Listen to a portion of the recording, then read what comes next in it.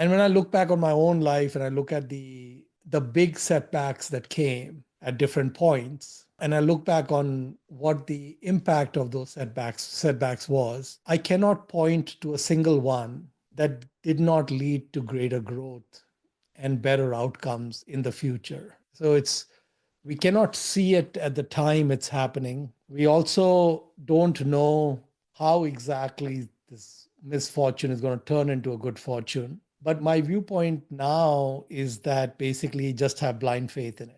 So basically, if I hit some adversity, I actually now just I'm pretty laid back about it in the sense that I say, "Well, okay, I don't know how this is going to be helpful, but I know it's going to be helpful."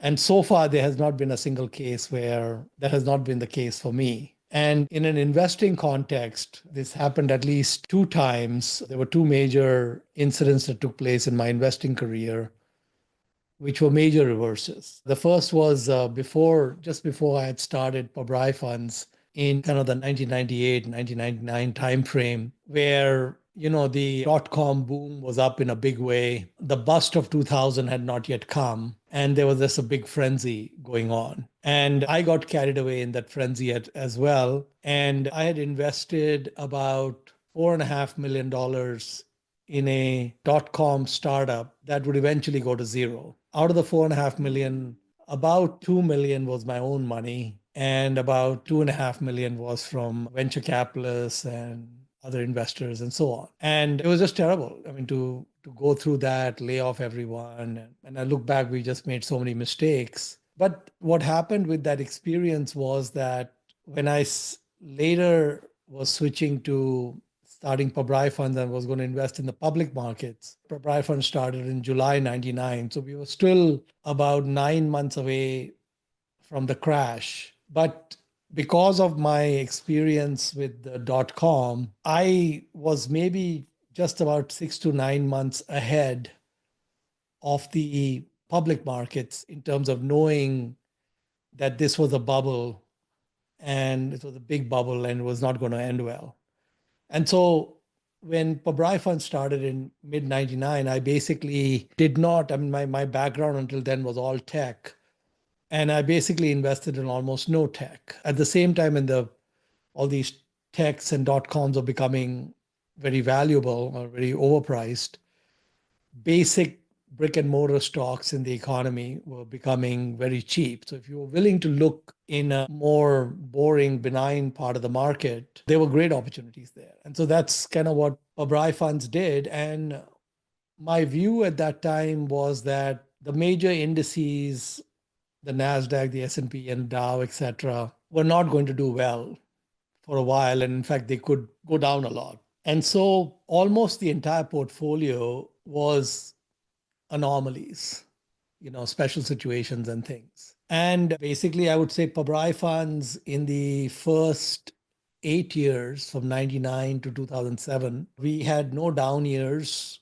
We had around mid 30s annualized returns before fees and probably high 20s annualized returns after fees. And the NASDAQ had crashed and burned and the S&P was down and the Dow was down. So while we had climbed and done very well, all these indices, everything had, gone down. So by 2007, I was managing 600 odd million, and we had made hundreds of millions in that approach. So if I looked at the 4.5 million loss and the hundreds of millions of gain, it was very clear that adversity at that time, which was very painful, actually had a silver lining and kind of helped out and went from there. And then this happened again in the financial crisis from 2007 to 2009. Pabrai funds went down like 2/3. I mean, the markets were down about 40% because we were concentrated, et cetera. And some just dumb mistakes, we were down 65, 67%.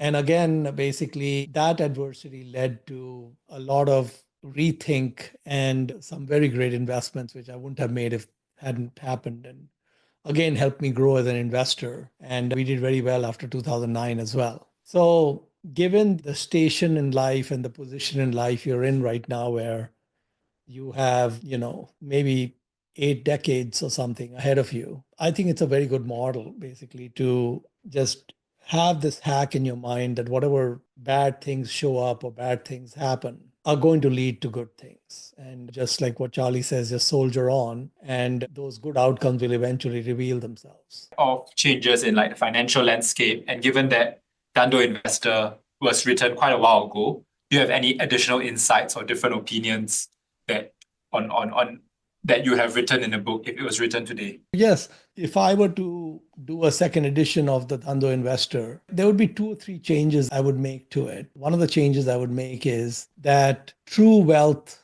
is going to come from a long-term buy and hold of exceptional businesses bought at reasonable prices, held for a long time. So that has to always be kind of the number one goal, is our hunt for these great gems.